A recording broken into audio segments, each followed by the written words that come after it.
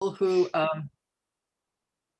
we often have people who can't say they couldn't make it and they want a recording. If you don't want to have your face showing up, you can turn your video off, but otherwise we will be recording this and sharing it. My name's Denise. I'm one of the librarians on campus, and we're very pleased to be able to go forward with this book of the year this year. As all of you guys know, it was delayed, as so much of our lives were last year, spring 2020, the whole COVID shutdown. So we're pleased to be able to go ahead with a reduced program, online, virtual, and free. And I'm going to do a quick screen share to just show you some of the ancillary pages that we have that you can go to and find out more information. Have you guys all gotten your tickets if you're going to go to the main author event? Yes. Yes. Okay. And we did have a new development just last night. We went ahead, we had a 300 ticket limit with our current Zoom accounts through Cuesta, and we were able to get access to an upgraded one. So we now have 400 tickets. So there's a whole 100 more that have become available as of last night. So if you know anyone that said, oh, I couldn't get one, they're available now. So, okay, let me do a quick screen share. And again, some of this is for our recording. You may already, know some of this information, but bear with.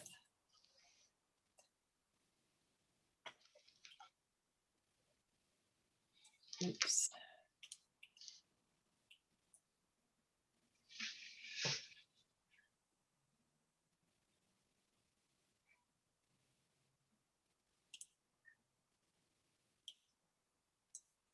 I don't know why I'm getting so bad at screen share lately. I guess I haven't been doing it enough.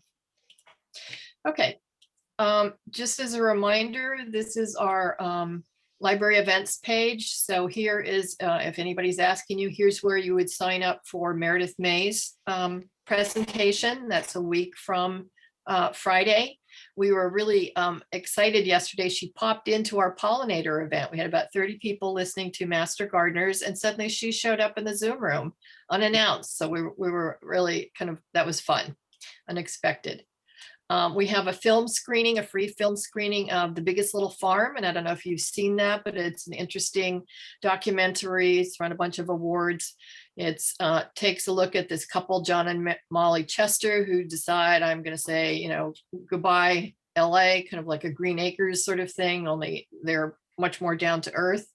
And they have acreage in Moore Park near Thousand Oaks, and they develop it into this dream kind of farm. I won't give you the plot, but it's interesting. They take the dream and they run with it. They have a lot of challenges. Anyway, we have actually a 48-hour access. This has now been changed to that film. You also have to get just a little ticket for that. And then tomorrow afternoon, we're going to have Greg Baxley, our chemistry guy, do a Q&A and intro to that farm. Same thing, you need a ticket, but it's free. This is the thing we did yesterday, so that's over. And this is where we are right now. And we do have, this is our upcoming book club, Tea Girl of Hummingbird Lane by Lisa C. And we are going to have Susan for our leader on that one. And we're asking everyone to bring a cup of tea with them. So that's our upcoming stuff. And let me just do another little screen share. And there's Ellen. Okay, and you should be looking at my LibGuide for Meredith May and the book of the year. And we're gonna, I'll just point out here, book club discussion kit and questions here. There's some ancillary material about her and about bees, about other holdings that we have. A little bit more about her and her background. So if you want to dig in here, some interviews with her. And this will also take you to that link to get the ticket to her presentation. Okay, and I have to tell you this too. Because we had no ticket sales this year, we could use some funding, and we do have this funding page. So if you are so inclined and have an extra $10 or $20 or even more, you can donate here. And we can put that in the link Susan, you want to, here, I'll just do it. I'll just put that in our chat screen. And let's see. Okay. Any questions? I'm going to go ahead and stop the screen share. Susan. I want to know if I can watch Biggest Little Farm more than once during the window of watching it. Is it only one time that we can watch it? You know, I do not know. We would have to ask. Leslie might know. Let me make a note. Because I feel like somebody else will probably ask that as well. It's such a great movie. I always wanted to see it again, and I might want to see it for a third time. So, you know, that's a very interesting question, because you know how when you buy something on Netflix, sometimes they say you have 24-hour access, or you have to finish it within this time period. And I don't even know if you finish it within that and want to go watch it a second time, if they let you. Anybody have any experience with that? Hi, Ellen. well, I know on a free streaming source like Canopy through the library system, you have maybe 5 movies a month, and you could watch the same movie 5 times during that time period. Okay, I will find out from Leslie and Jody, who are working with the vendor to get that link. I don't know. So good thought. You've got us puzzled. Okay, at this point, Susan, do you want to dive in and start with, she's going to read an opening passage, and then we're going to show just a 2-minute clip from the author, and then we'll march into our discussions. About halfway through, we'll do our prizes, and we'll take it from there.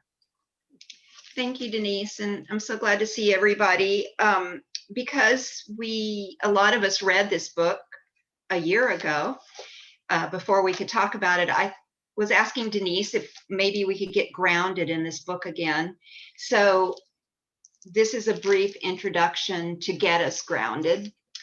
The Honey Bus is dedicated in the following way: for Grandpa E. Franklin Peace, 1926 to 2015. And this is his photo. If you remember from the book, there's a lot of really good photos. And then I always like to read the epigraph, because authors choose epigraphs for good reasons. So the epigraph is, "So work the honeybees, creatures that by a rule in nature teach the art of order to a peopled kingdom." And that is from William Shakespeare, Henry V. I'm going to read the first page and a half of the book. This is what made this book a page turner for me and got me hooked immediately to read from beginning to end. Prologue, Swarm, 1980. Swarm season always arrived by telephone. The red rotary phone jangled to life every spring, with frantic callers reporting honeybees in their walls, or in their chimneys, or in their trees. I was pouring Grandpa's honey over my cornbread when he came out of the kitchen with that sly smile that said we'd have to let our breakfast go cold again. I was 10 and had been catching swarms with him for almost half my life. So I knew what was coming next. He slugged back his coffee in one gulp and wiped his mustache with the back of his arm. "Got us another one," he said. This time the call came from the private tennis ranch about a mile away on Carmel Valley Road. As I climbed into the passenger seat of his rickety pickup, he tapped the gas pedal to coax it to life. The engine finally caught, and we screeched out of the driveway, kicking up a spray of gravel behind us. He whizzed past the speed limit sign, which I knew from riding with Granny, said to go 25.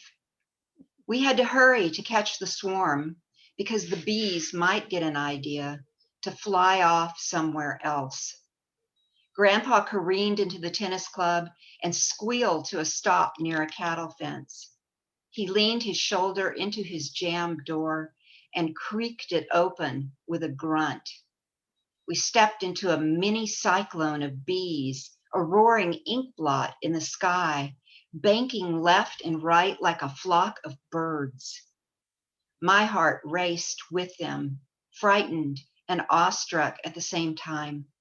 It seemed like the air was throbbing. Why are they doing that? I shouted over the din. Grandpa bent down on one knee and leaned toward my ear. The queen left the hive because it got too crowded inside, he explained. The bees followed her because they can't live without her. She's the only bee in the colony that lays eggs. I nodded to show Grandpa that I understood.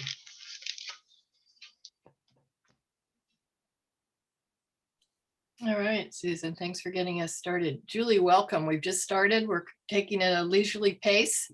Nice that you could join us.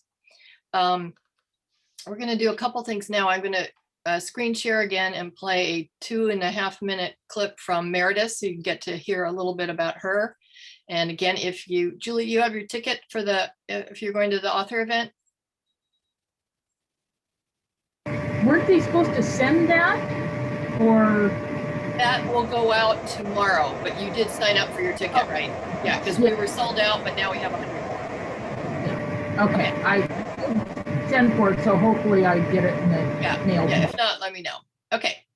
And while we're in the while we're watching this 2.5-minute clip with Meredith, maybe you can also respond to a little prompt in the chat. If you have been outside today or maybe yesterday, did you encounter any bees on your walk or in your neighborhood? And if so, what flower or bush or plant were they buzzing around in? Okay, I'm going to screen share again, I think. Oops.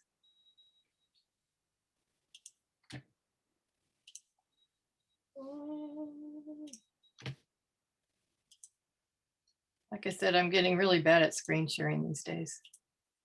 Okay.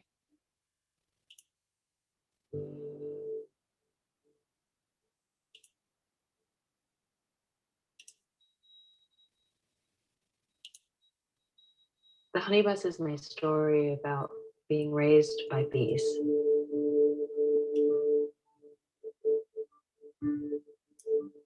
My parents divorced when I was 5, and I was left in the care of my grandfather.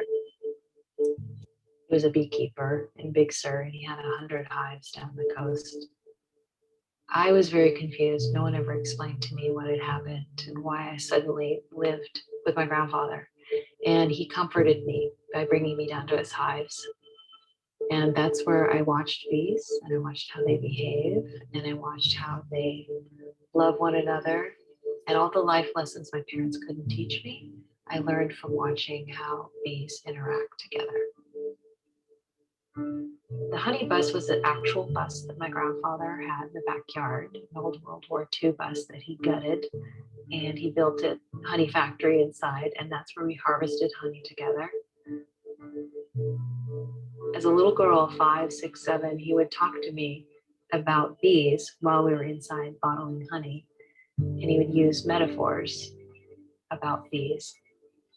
The queen, for example, can't feed herself or get her own water or keep warm. So she needs all her daughters to do it. And so there's a symbiotic relationship because the queen is the only bee in the hive that can lay eggs.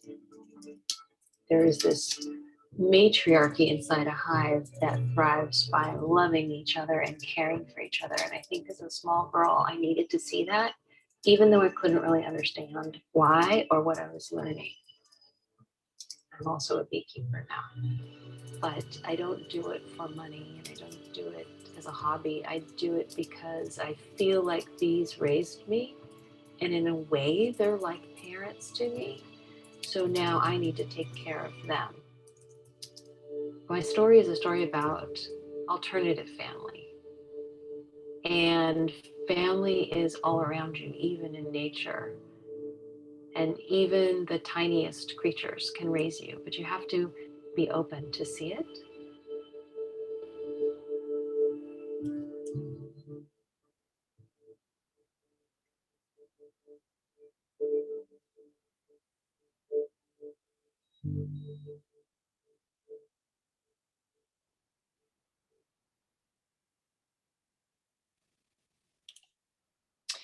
Okay, so I see a couple things answer our question about what kind of bees and what kind of bushes you might have seen them in as you were in your neighborhood today or yesterday. Anybody else want to chime in with plant identification? No, you guys want to win your prizes. That's it. Oh, Julie might be going. Julie's got some very nice gardens at her house. Let's see what she says. Maybe not. Well, while Julie's typing, we're going to plunge into some of our questions, and we're really flexible. We've got, anywhere a list of 5 to 10 questions, but we can change it based on your interests. We've got a small, cozy group, so feel free to pipe up. And I don't even think we have to all stay on mute because it's just, like I say, 7 or 8 of us. But I thought we'd start out with this question. Meredith's mother rarely leaves the bedroom, and her mood sways between fragile and frantic. And this is about 1975 when we're first meeting Sally. How would you characterize her behavior with today's medical and mental health knowledge that we have? Anybody want to jump off of that one? Depression is a probable one.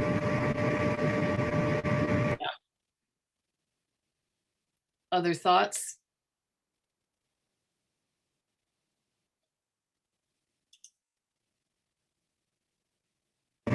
Also, possibly bipolar would be another, I'm not a psychiatrist, but some of the symptoms seem like bipolar. How did you feel? Oh, Susan. I was wondering if she was also agoraphobic, that her safe spot was that room. And for a long time, she couldn't get beyond that room. Kind of a cave. Or that house.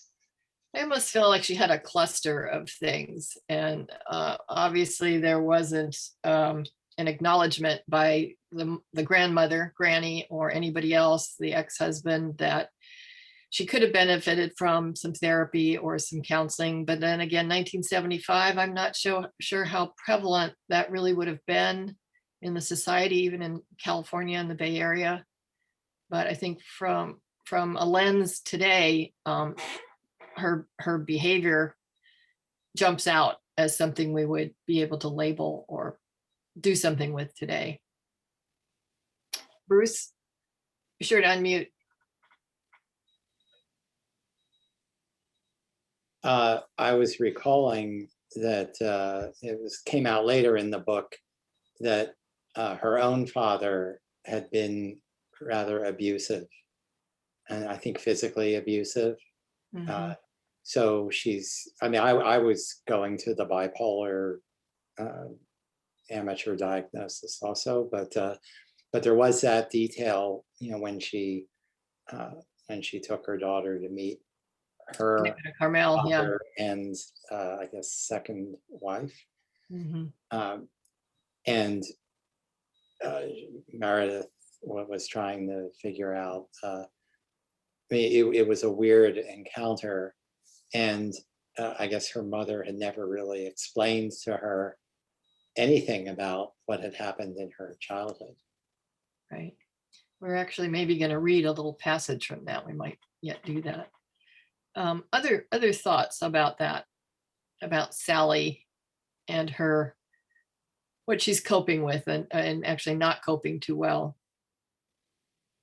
She is a survivor of not only physical, but emotional and verbal abuse. Her father told her she was ugly and fat and all that kind of stuff. And it was never really addressed. Granny was unable to protect her that much, and which often happens in an abusive situation. And so I think that's why you see Granny in later years catering to her and, maybe out of guilt. So it was never addressed though, well. Right, definitely not. Okay. So on that unhappy note, I'm thinking of, and maybe, I don't know if this was used in the book at all, but the Tolstoy quote from Anna Karenina, all happy families are alike, although they're not, and all unhappy families are unalike in their own, issues and drama. But so we've set the scene with Susan's reading of those first few pages, and then we're acknowledging the pain and discomfort and trauma of the mother, Sally. And this is what Meredith and her little brother, I forget what's his name. Is it Matthew or Mark? One of those names. So this is what they're dealing with. Along those lines, here's our next question for you to think about. One way Meredith clings to the memory of her father is by listening to the Beatles, even though the music makes her cry. Does this resonate with your sense of music and visceral memory? Do you have songs that transport you back in time or for which you have strong emotions? Anybody want to jump in? Ellen. Well, at almost 82, I can tell you that the music that I grew up on was from World War II. So my emotions roll with all that kind of stuff. I'm walking the floors over you. Whether it was country music or it was just the World War II music.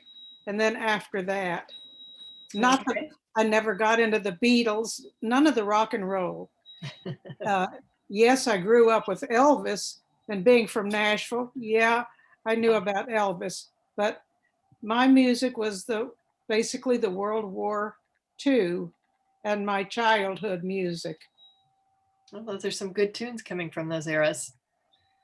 Nothing wrong with Hank Williams. No. How about anybody else? Any musical ties that, Susan? So at the end of my high school in Waco, Texas, the Beatles were absolutely from the other side of the moon for Texas culture. And so they are really in my memory. And then when I headed to the University of Texas at Austin, what was everywhere were the Supremes. Music of the Supremes. So every time I hear the Supremes, I feel like I'm back in Austin. And then coming out to California, when I graduated from college, I totally associate with Crosby, Stills, Nash and Young. And just any of their music puts me back into my 20s and those days of being in California, which for me, growing up in Texas was like being in Paris. So anyway, yes, I associate music with different parts of my own history very much. All right, some good musicians there. All right, Bruce, you're going to unmute and let us know.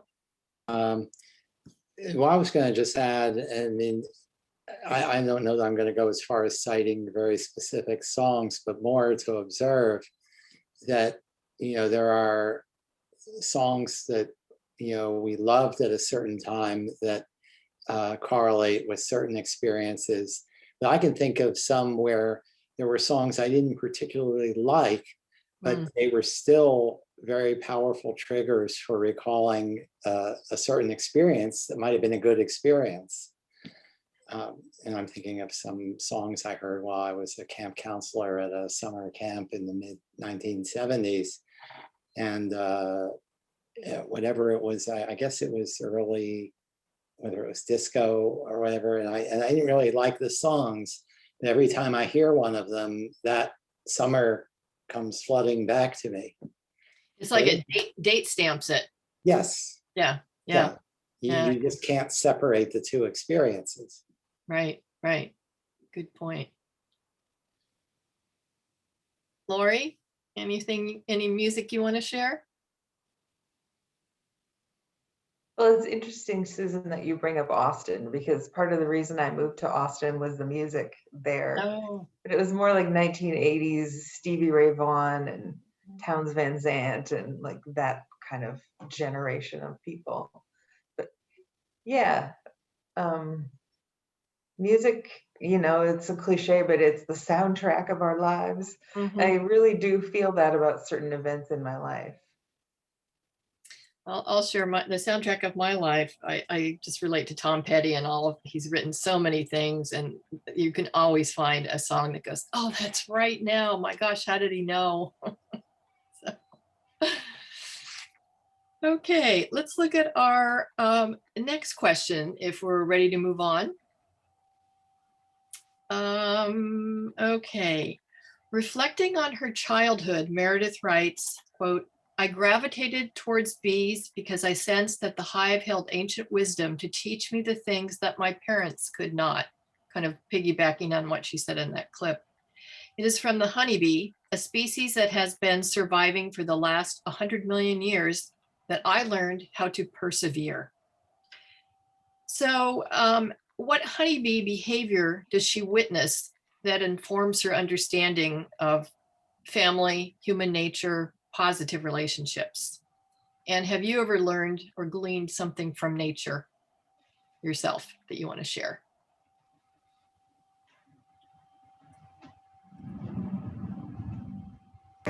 So it seems that it was with the honeybees, it was all about protecting the hive, not just the queen, but the whole hive itself.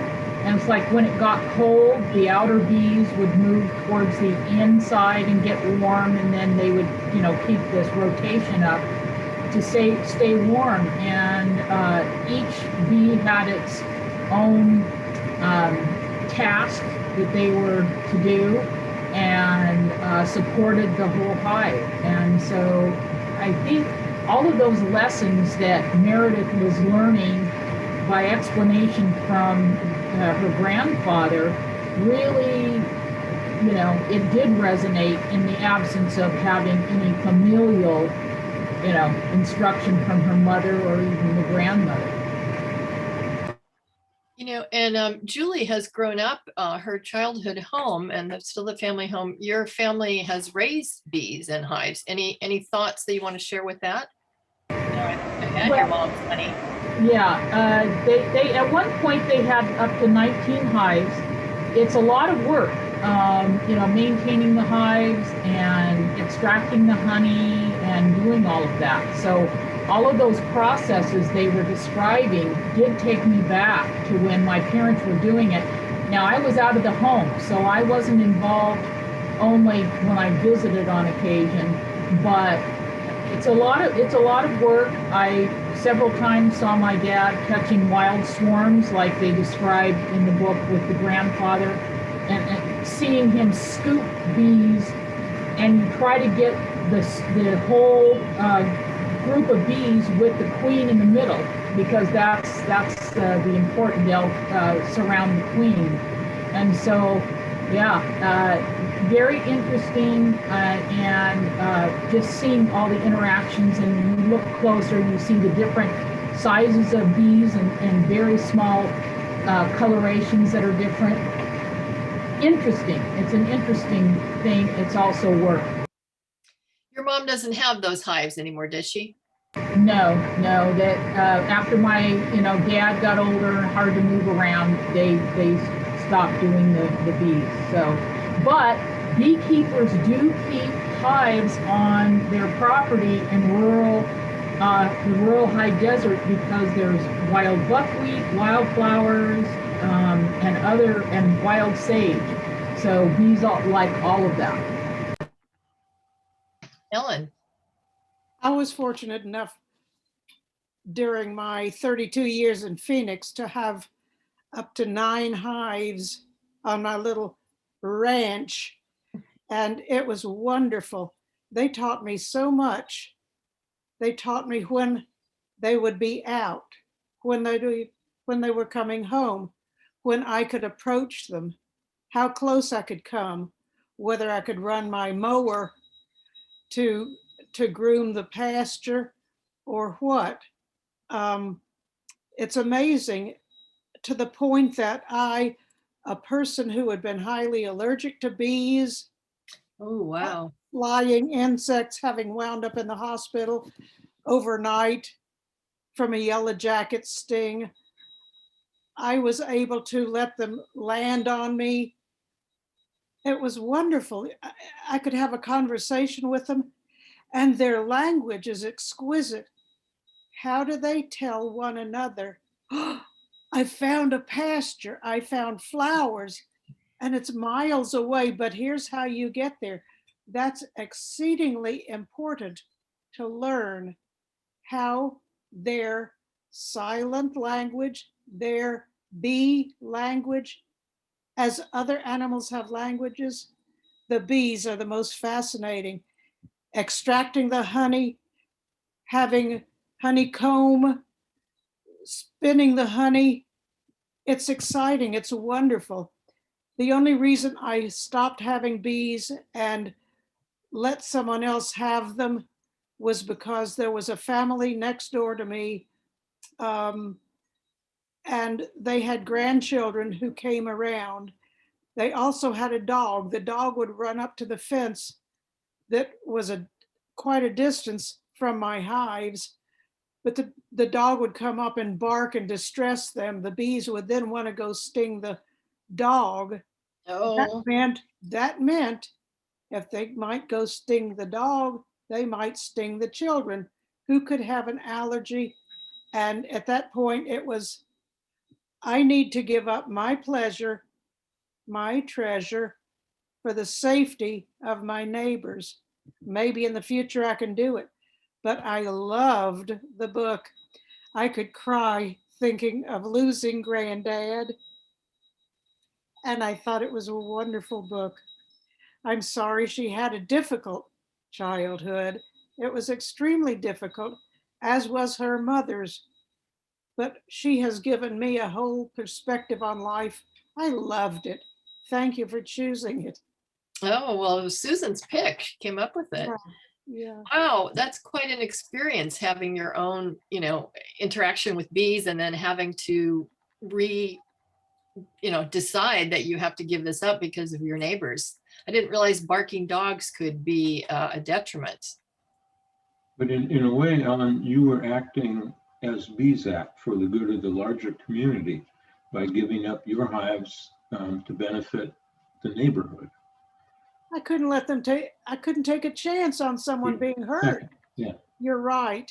And Julie, you were very fortunate. Gosh, that's great. A good history. I can share a different kind of a bee story. I don't have any beekeeping or bee interaction experience, with the exception of one time. My husband and I were living kind of temporarily with my mother-in-law in Pacific Palisades, and Julie's been to the house.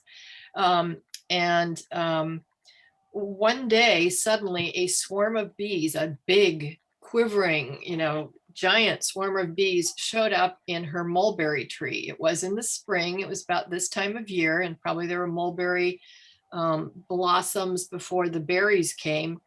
And this was right near, it was pretty close to the front door.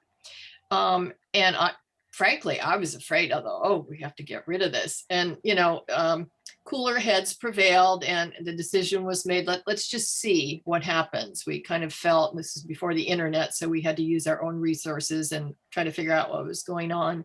And the collective thought was that they were resting as they were moving on to a more appropriate place to settle. So, okay, I went with that.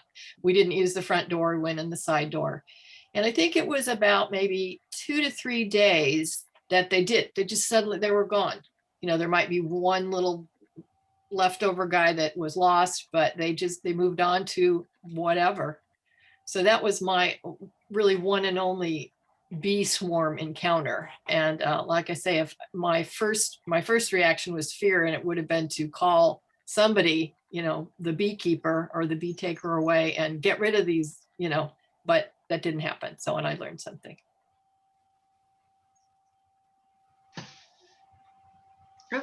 Go ahead. We've Go got ahead, Bruce. How about Susan, Bruce, and then Julie?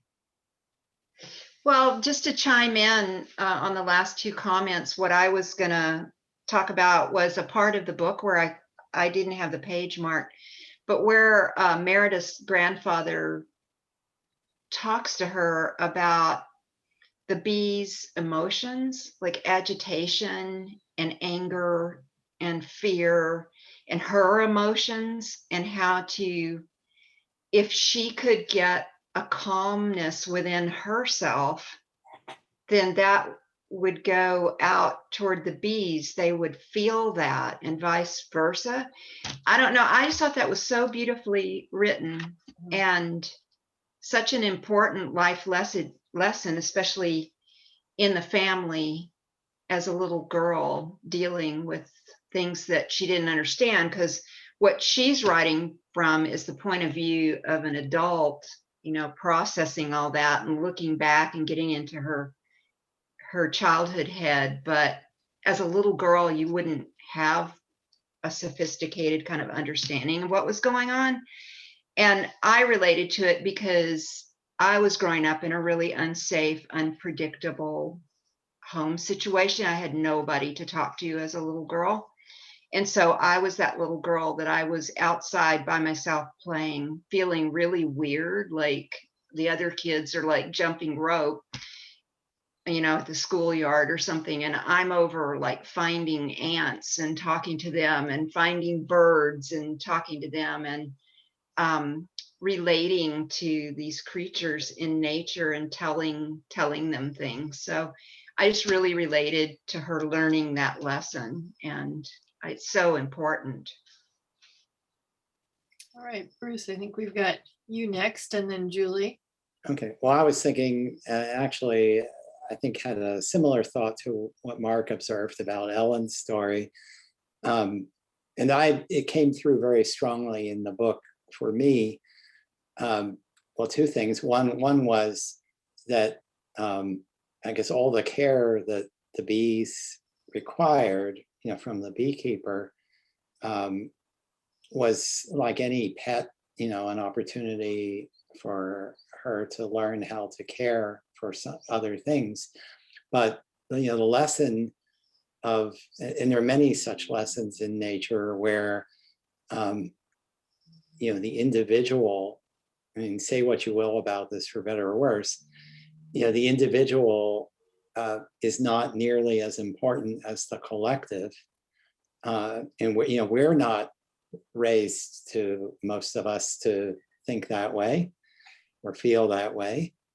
But it's, I mean, there's really, apart from maybe the queen, there really is virtually no obvious differentiation. You know, there may be certain roles and hierarchies, but the individuals just play their role. And I don't know that they're thinking about fulfillment or how to get more for themselves. They're just programmed to do their job. And I'm not sure we want to be totally in that kind of society, but it's a powerful lesson.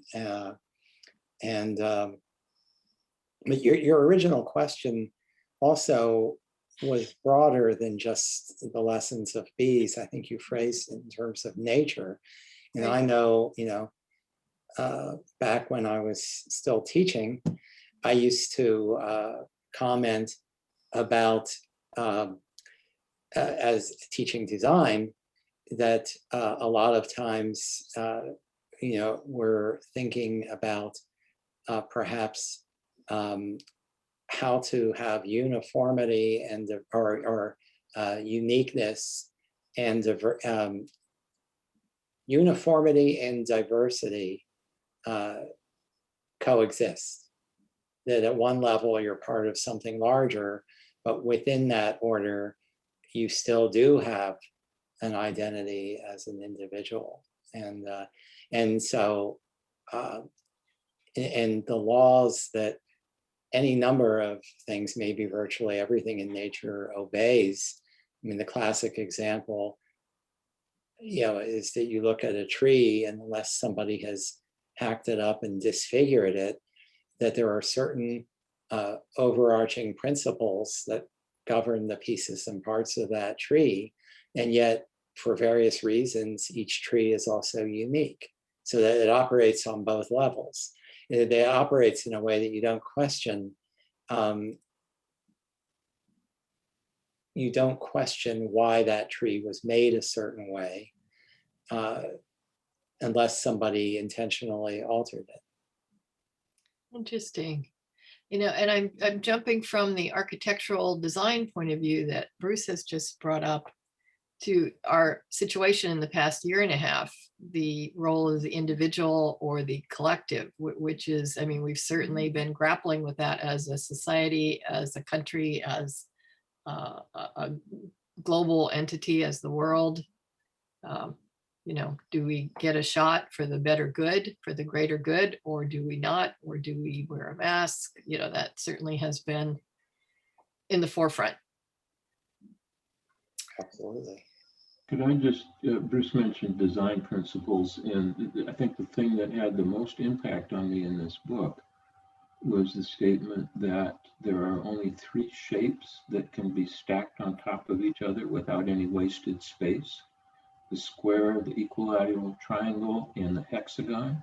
And that the hexagon uses the least building material per volume of storage of all of those 3, which is why the bees are making hexagon shaped. I think I missed that chapter or that page. I had forgotten To be it. honest, I paid more attention to the bee stuff than to the psychology of the author and her mother and her grandfather, for that matter. So I guess I'm not a good reader of memoirs, but I do like to pay attention to things with scientific information, and that just struck me as fascinating. And you talk about, I mean, you can talk about universal design, you can talk about you know, in philosophical terms, however you want to describe that, but it just, and I, to be honest, I didn't bother to go try to verify that in some geometry text. I just thought that was a wonderful thing, that they figured this out somehow over the course of millions of years, that this is the most efficient use of building material to store things. Mark, Let's go with Ellen and then Bruce, and I think Julie was still waiting. well, go for Julie first, please. Jewel? I thought, of course, the grandfather character was pivotal, and he was the guardian angel or the savior of Meredith and her brother, and including them in the bees and taking time to explain things and explain how the bees work and how it resonated with this Meredith in particular was wonderful. And there was a very poignant part in the book when he told Meredith and her brother that he didn't have children and he didn't think he would ever have them, and then they showed up. And it was very heartwarming. And so, and I think through all of that, it's like he, in their own little hive, he protected them, the new little bees in a sense. And so I thought that was important. Okay, thanks for that, Julie. Okay, let's see, we've got Ellen and Bruce.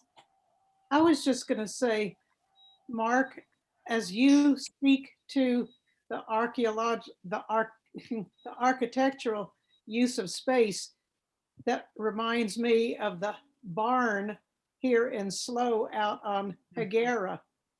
Mhm. That wonderful octagonal shape that wasn't really born here in Slough or in California, but it's the best use of space for critters. It's really good. The bees excelled at it. Thank you. Bruce? Yeah, I was just going to point out that, you know, the hexagon, which is also, I always think of organic chemistry class and what were benzene rings. I mean, it's a structure that's found throughout nature. But I mean, to Ellen's point, I mean, the circle is actually encloses the most space with the least surface area. But unfortunately, the thing is that you can't really replicate a circle in a field because you have all these interstitial spaces in between them. And the hexagon solves that problem. And actually an octagon would as well. So that just adding to the discussion. All righty. Okay, we've got Susan. I have a question. Is the hexagon present in nature in shapes of things that anybody has seen other than in honeycombs? Like if I go for a walk, I'll see leaves that are heart-shaped, or I'll see rocks that are circles. Has anybody ever done a nature walk or seen a hexagon shape of anything just occurring in nature other than the honeycomb that you might see? I can't think of anything. That's a good question. And, you know, my one thought, sorry to jump in, is so in an obvious, visible way, I don't recall anything. I do wonder, though, in crystalline structures, whether one might find that. But at that level, we wouldn't really casually just see it and observe it. But I don't know. That's a very good answer. And maybe, yeah, some kind of rock crystalline, you know, pre-jewel, but yeah. A good question for a reference librarian. Sounds like a good question for someone that owns a rock shop in Arizona. I'm trying to remember if these columns of volcanic rock are hexagon shaped. I think a Like lot that, of them are. that place up Devil's Devil's Pile, or Pile. yeah. Yeah, there's, you know, you see them in northern Idaho on the Snake River, Hell's Canyon. There are some aspects of those down in southern Idaho, between Twin Falls and Salt Lake City. And I think those are hexagonal, but I might be wrong. I'll have to look at that. We might need a road trip. Oh, Ellen's got something for us.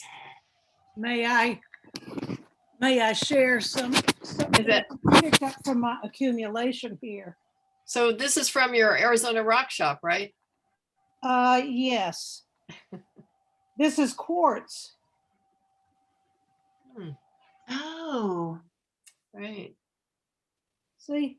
is that a hexagon?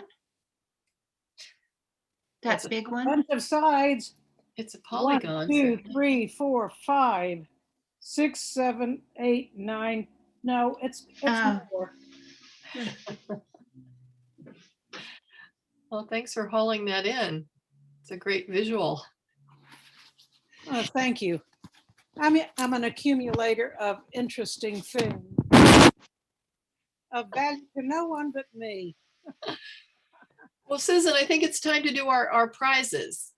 Oh, Are you okay. up for that? And this is a good chance if you need to take a bathroom break or get some more. I'm going to go get some more ice water. So while you're prepping. So, Denise, Yeah. there's 1, 2, 3 non-staff members. So there's 3 prizes right there. Do we need to spin, or can we just give those? Like, Well, we have 4 prizes, remember, right. that we were going to use. But Mark, Laurie, you and I are staff. So do you want to include Well, us? let's do that. Let's make it more exciting. You and I will not get prizes, but anybody else is. Okay. And just to recap, we have a signed a copy of the book, a hardback, fresh copy. We have the author is sending us tip-in sheets with signed, you know, her signature that will come with this. I don't have that yet, but I will get that, and then we'll mail this to you with that author signature. And then we have our usual, we've got 3 $15 either Jamba Juice, Scout, or Starbucks coffees. You have your choice. So, okay, Susan, I'm going to run and get some more water. I'll be right back. Okay, I'm going to write the names on our retro spinner. Okay.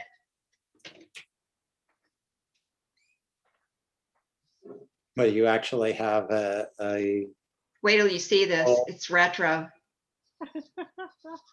This will take you back. We just need Powerball. music. It's not like the Powerball lottery drawings. Use a Ouija board. Yeah, I'll show you. This is like so retro with a pen and a spanner. Look at this. Oh, wow. All right. That's wonderful. I'd like to buy a vowel, Susan. Yeah. So I don't remember the theme music from that program. Wasn't what was, oh no, that's Jeopardy music. I just know that one Jeopardy that music. one I remember, yeah. Oh dear. Oh, did it break? No. Okay, wait a minute. Uh-oh. I may have really ruined it. It may have just snapped off. Oh dear. Well, this is sort of broken now, but so much for our retro wheel, but I think it'll still work. Okay. Okay. So this is for the book. And if you This want is to for the book? switch out prizes, we're good with that too. It's spinning. Spin, spin, spin. And the winner is Bruce. Bruce, do you already have a copy of the book? I don't have it, but I read it. Okay, do you want a copy of the book or shall we I'll let somebody else have that one. Okay, How about coffee for him? I'll take coffee. would you like Scout, Starbucks or Jamba Juice? I'll go with Scout. Okay, we will get you a gift certificate, $15 in the next day or two. Okay. Okay, for our next spin.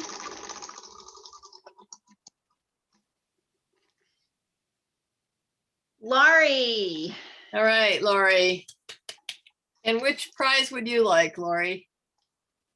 Do you already have a copy of the book? I do. Okay. I'll take the Jamba Juice. Okay. Sounds good. All right, prize number 3. And you can't win twice. All right, I'm taking your name off if you win. Julie. All right, Julie. Now, Julie, you have a copy of the book, right? I do. So whatever else is left is fine with me. Okay, well, you have your choice of gift certificate from Scout, Jamba Juice, or Starbucks, any of those? Jamba Juice or Starbucks. You choose, you tell me. Jamba Juice. Okay, yeah, I haven't purchased them yet, so you have your choice. Okay, we may be bringing the book back to the library, adding it. So there's only 2 left, so it'll just be the closest to the person. Okay, Oh, it landed on Ellen.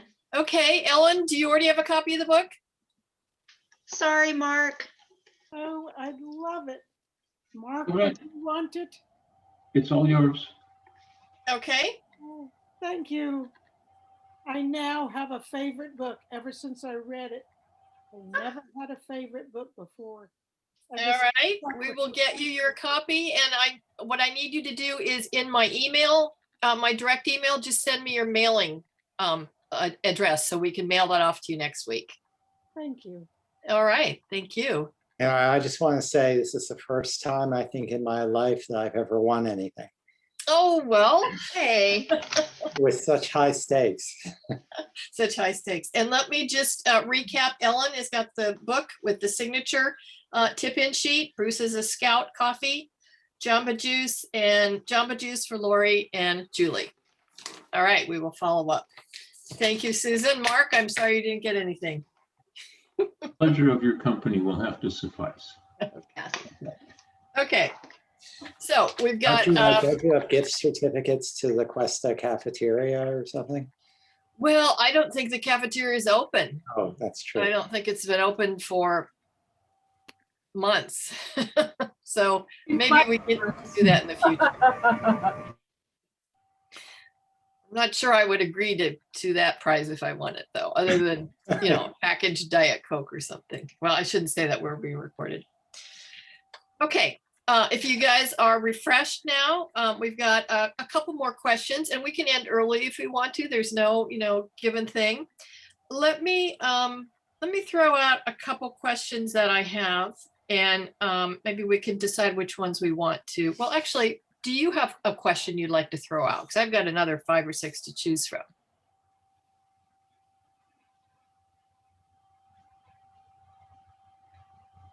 Okay, then I will choose one. If Meredith were here today, visiting us in this group, what would you like to ask her? And you might also keep this in mind for her performance a week from Friday. Maybe you can ask her the same kind of question. That might, she's very open, and I've heard her in a couple different online sessions, and she's very calm and poised and can handle anything. So thoughts on that one?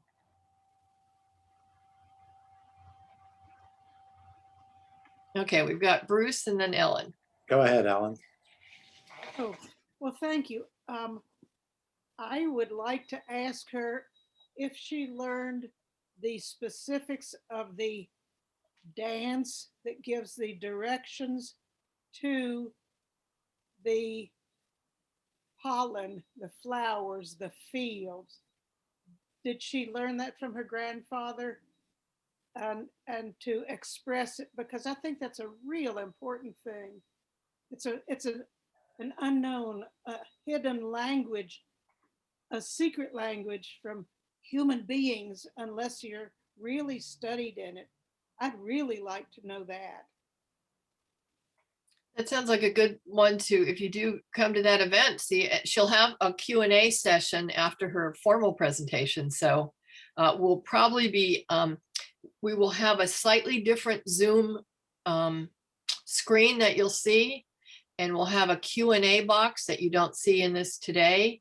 And what you can do, and maybe you've seen this in other things you've been to, you will type in your question in the Q&A, and then somebody, it might be Susan, it might be me, it might be Lori, will be behind the scenes gathering together the questions, and then trying to if there's like 5 people ask the same thing, we'll then feed those to the author, and then she'll answer them. So yeah, that would be a good one to put into that Q&A box next week.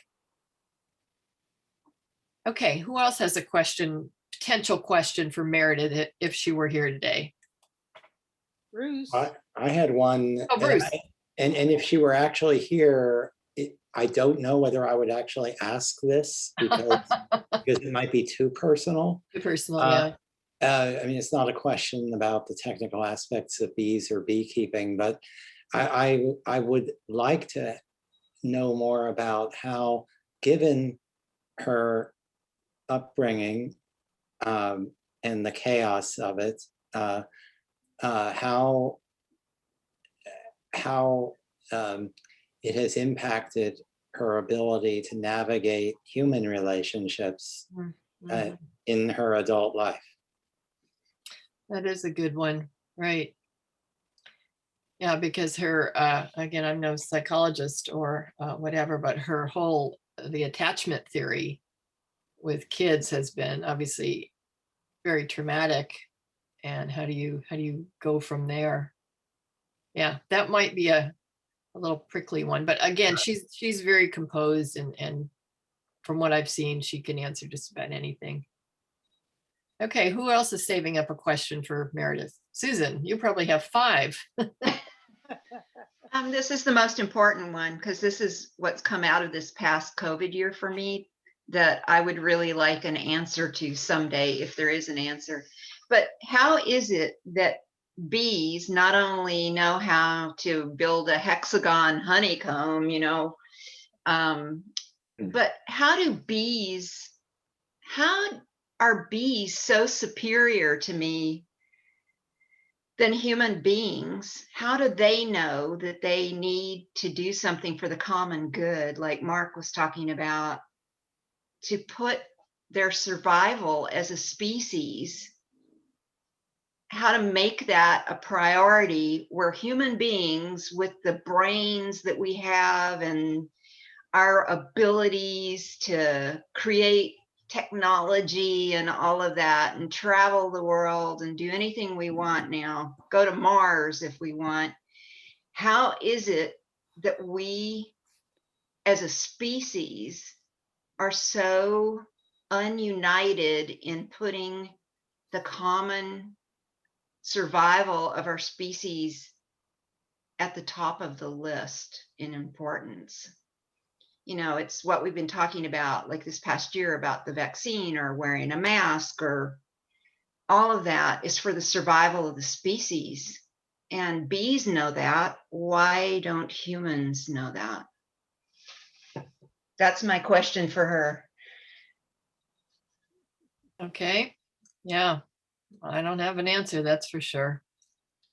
I think bees, at one point in the book, they say how old bees are, or how long that they've been on the earth. And I think it's been a million or a few million years. Like 100 million years. is what I've got. Yeah, so they've had time to work it out, as my guess, somehow. Bruce. Well, I was just going to say, this isn't another question for Meredith. It's more a comment or reaction to the great question that Susan posed.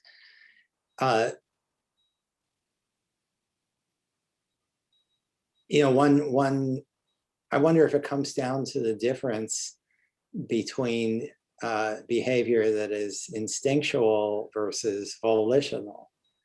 And, you know, I know that there have been some interesting studies done that more animals than just humans and other primates. I think there was something several years ago that came out about, you know, the octopus, and that it could plan something in advance, or it could do certain kinds of problem solving behavior when presented with a situation. But that trait still, as far as I know, which is not much about, you know, biology or zoology, is whether, you know, I mean, bees don't, I don't get a sense that they overthink things. I think they just do what they're programmed to do, and that, you know, they're at one with nature, they're not alienated from it. So that's the layperson's totally non-scientific theory. I like it. I like it, Bruce. Ellen, and did I see another hand? Go for it, Ellen. Well, I have another question. Since we are unfortunately being invaded by killer bees, and bees are being killed by we wonderful human beings and our pest control and our poisons and all of this. Does Susan have any thoughts about the future of the bees? Because you know what? My future, maybe even yours, depends entirely on the sustenance of bees. It's urgently important that we be aware of it. What's going on out there that I can participate in, that I can help with? Yes, our ordinary honeybees are learning to defend themselves. However, killer bees are the biggest threat to our human life than anything I know of. In terms of plant production and food production, I have a feeling Meredith will address that, and I have a feeling that will be a question that will definitely float up in her presentation. It's probably, and actually yesterday in the pollinator session where we had some of Julie's co-workers from the UC Extension Master Gardeners group, they did talk about different techniques that you can use at home, around the house, in your garden, in your little ranchette, whatever. You know, don't use pesticides because they go through the whole, you know, chain of beings. And they had some other techniques, and we did record that session, so that's something I can share with you guys if you're interested in, probably next week. But I have a question for Meredith, and I think this is going to be a common one too. What's her next book, or is she already working on it? And I actually have already heard a little bit of scuttlebutt on that. Do you want to hear it? Yeah. Yes. This is third hand, so don't hold me to it. I guess she worked on something during the pandemic. I mean, she had a year and a half, and all of her big book tour for this book was canceled. She did lots of Zoom presentations. I think that she chose to take that time and some things that happened during that time as the kernel for her new book. I don't know a title. I don't know much more than that, but that's what I've been told. And I think it's probably due out next year in terms of a, oh, there's Hyla. Hi. Well, we already gave away the prizes. Thanks for joining us. So I think that's a likely thing that someone will ask her, or one of you might be able to ask her. I'm just going to ask Hyla, did you get your ticket for the author talk? Yes, I got it. Okay, because we had run out, but now we have another 100. So if you have a friend or anyone, we were able to expand the Zoom room capacity. Yeah, So, actually, yeah. I have some friends that would like. I'm so sorry. I've been reading another book. No worries. We're kind of got So another. I'm curious what questions people would ask, because I had several. Well, why don't you throw out yours? Well, would you one ask is Meredith? I was wondering about her family, about her brother and her father, and how she, if she's in communication with them and where they are, and are they part of her life? And then do they still have the property in Big Sur? And if so, who watches after that? Good question. So those are a couple questions I had. I have a little bit of information. When we first talked to her, and this is a year and a half ago, maybe almost 2 years now, to book her for last spring. Right. She was one of the most open authors that we dealt with. Usually there's a hierarchy. You've got 2 or 3 handlers, and then there's lots of personal assistants. But she sent Karina and I an email and said, yes, I'm so happy. And here's my home phone. Here's my cell phone. Any questions you have? I love San Luis Obispo. I have lots of friends there. I'd be happy to come down there. It's one of my favorite places. My brother went to Cal Poly, and he has lots of friends here. So I think my sense is that her brother is still part of her life, and who knows, he might even live here locally. I don't know, but yeah. And I'm wondering if he's into bees again.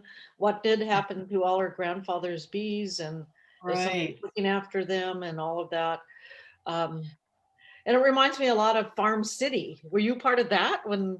Yeah, Novella Carpenter. Yeah, I went to Oakland to find it and met her. Oh, did you? Yeah, she was a kick. Yeah. Okay. She was one of our first big successes. So that's right. And she had her own urban garden. And did she raise bees as well? I can't remember. Yes, she had bees as well. Probably. Right. It seems like she would be doing that.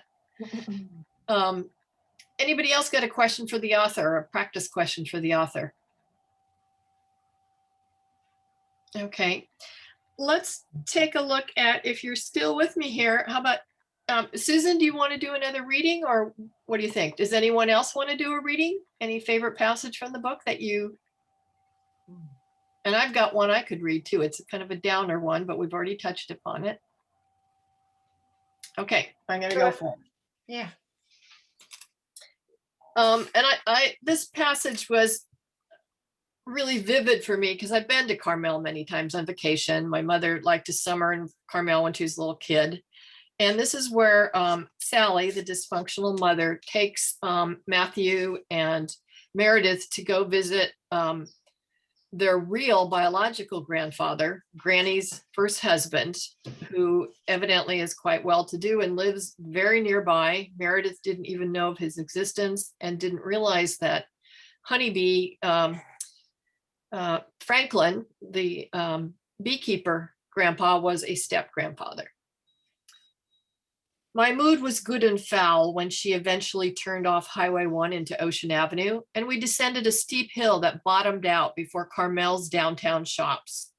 She steered the growling gremlin away from, that's her car, away from the main street and up through a wooded neighborhood of cheery cottages that looked like gingerbread houses with icing.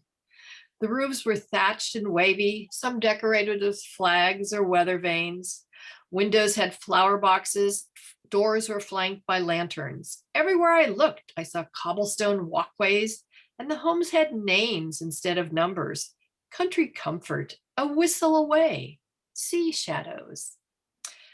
These were the homes that originally belonged to painters and poets and actors when Carmel began as a seaside artists colony at the start of the 20th century, but were now heavily renovated, occupied by descendants or very wealthy outsiders. Each was unique, yet all were the same, in that they were the kind of homes I'd never been in before. I felt suddenly self-conscious and worried about just what exactly Mom was getting us into. My foul mood got even fouler. Mom took the car slow around an oak tree that was growing right in the middle of the narrow road. I think I've been on that street. In the twisting back streets of Carmel, trees sprouted here and there from the asphalt with reflective tape around them, directing drivers to respect the landscape and please go around. Whoever had built the roads hadn't had the heart to chop them down, and locals were accustomed to driving slowly to get around them. Mom pulled into a parking space of a house that clung to a hillside overlooking a canyon of Monterey pines.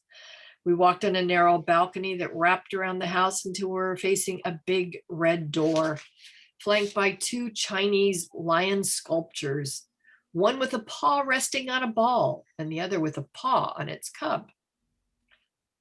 Mom smoothed her skirt, stood up taller than knocked, as if someone was standing on the other side peering through the peephole. The door whipped open immediately and a short, thin man in pressed khakis, tasseled loafers, and an Oxford shirt stared at us. His white hair was precision combed as if he were still in the military.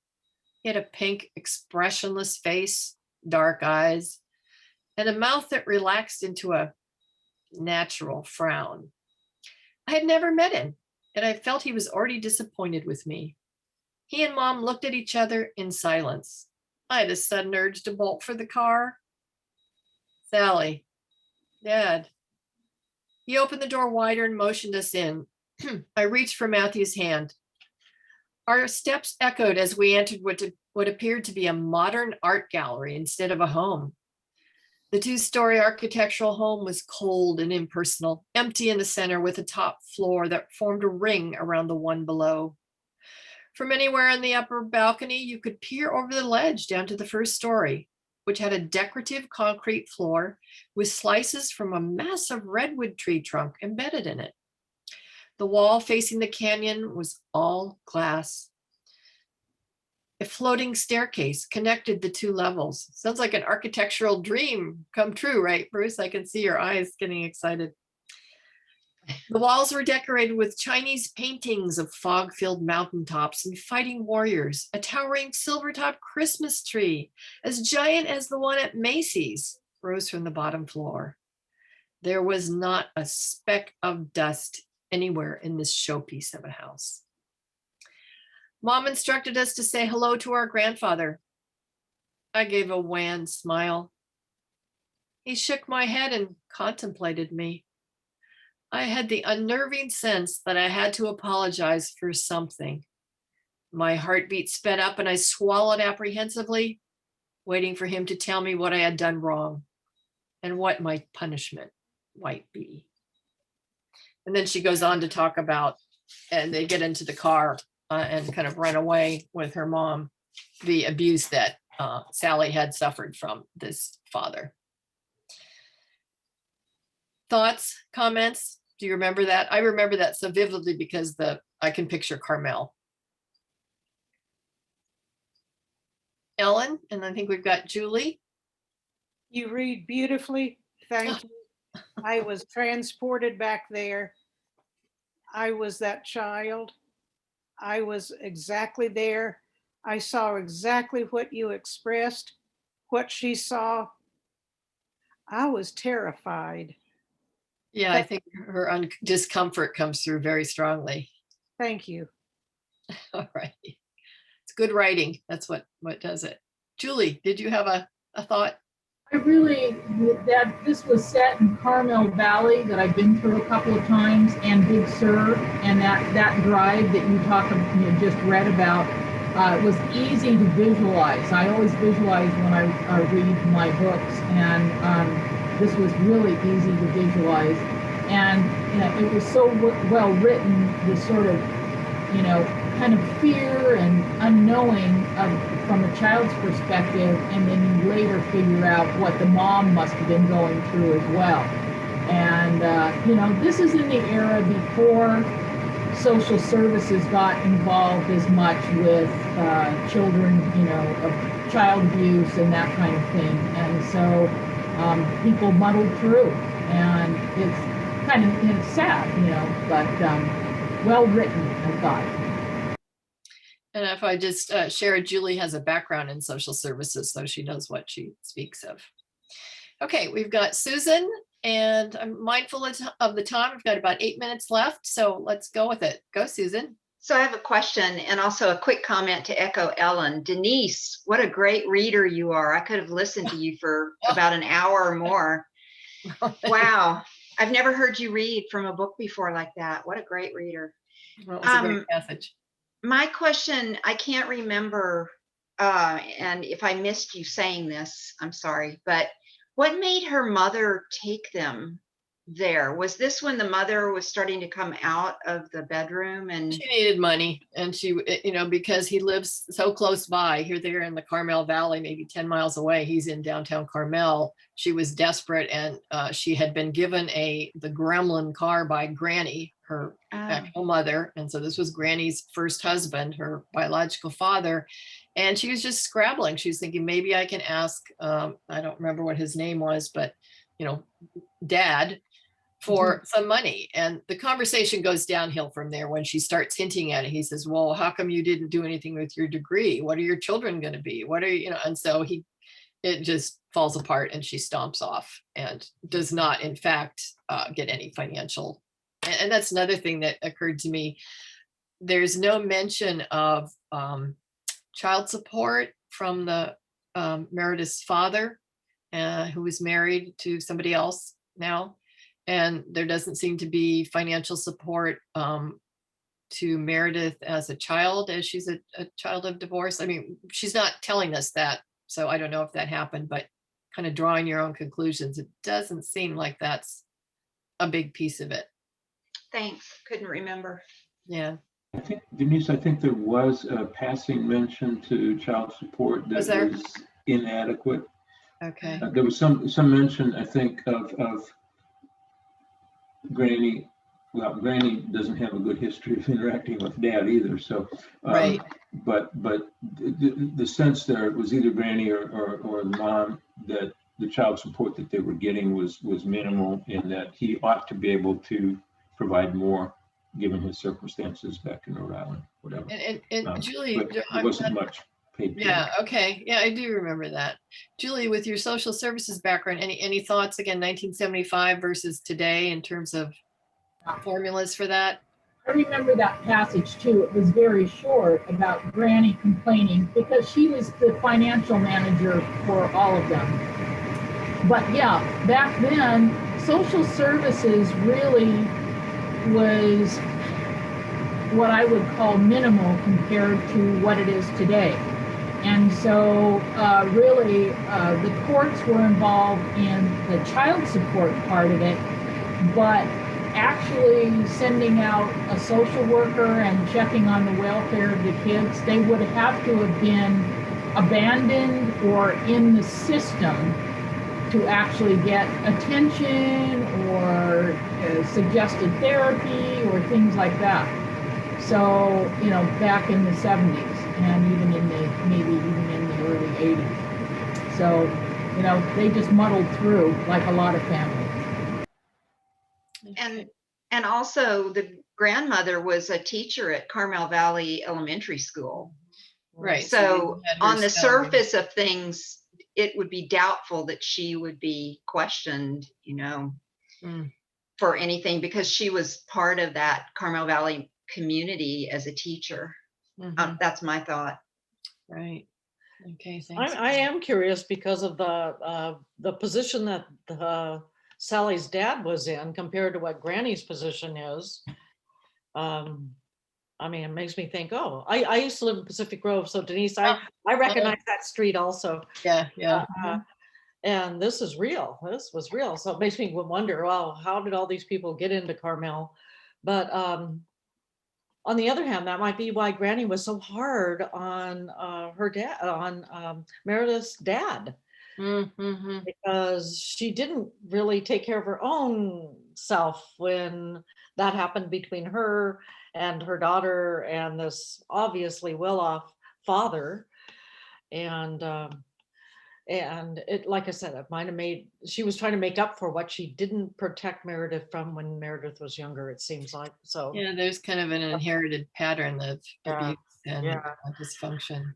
And I think that Meredith would have asked for some money, but again, that changed immediately after entering his home, and the way she's just describing it, and then his new wife, who obviously is clueless about everything. Right, might not even have known they Right. existed. Right.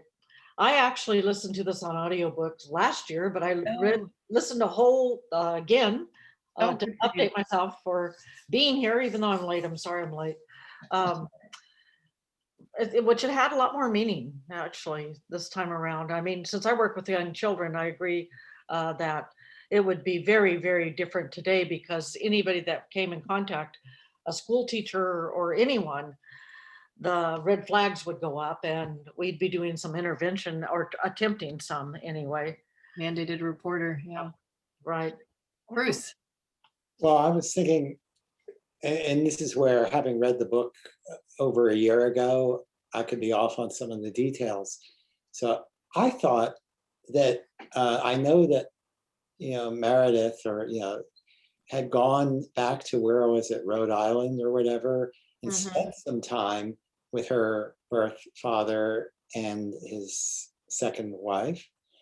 And I thought that they were willing to have her come and live with them.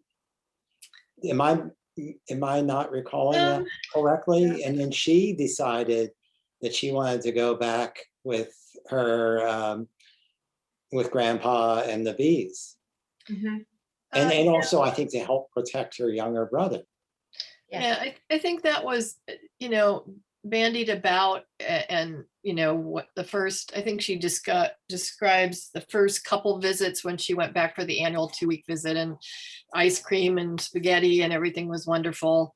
And I don't know if the father was kind of just throwing that out, if he really meant it, if he could go into a custody battle, and was he offering it to the brother as well? I mean, I don't recall a real serious long discussion of those possibilities, but that could be another question for her. It's a little more prickly, but again, I think she could handle any question you throw out at her. She's probably been asked it before. I think that would be a great question to ask, but I do, after listening to it a second time. So that first summer where she went back to visit her father and his new wife and had such a wonderful life, but she missed her current grandpa, Granny's husband. And that was the whole thing. He was her whole life. And whatever was going on between her mother and her father, she and her brother still got to go back every summer and visit. And I don't know how long they got to stay or anything, but it sounded like they still stayed in contact. That's why I'm curious to know what happened to him, because we know both Granny and her grandfather and her mother all passed away, but I don't know about her current, her biological father. And but it did sound like she and her brother Matthew got to go back and visit a lot. Right. So, that was kind of alluded to. Yeah. Okay. Well, we've got a whole list of questions for her next week. Right. But she was more connected to her grandpa, Granny's husband. And that's why she stayed where she wanted to stay. All right. Well, I'm going to throw out one last question that will just be easy to answer. Do you like honey, and do you have a favorite recipe you can recommend to use it in? Anybody want to share a recipe as we close out our discussion? I will say I'm not much of a cook, but I like a good peanut butter and honey sandwich on wheat bread as a treat once in a while.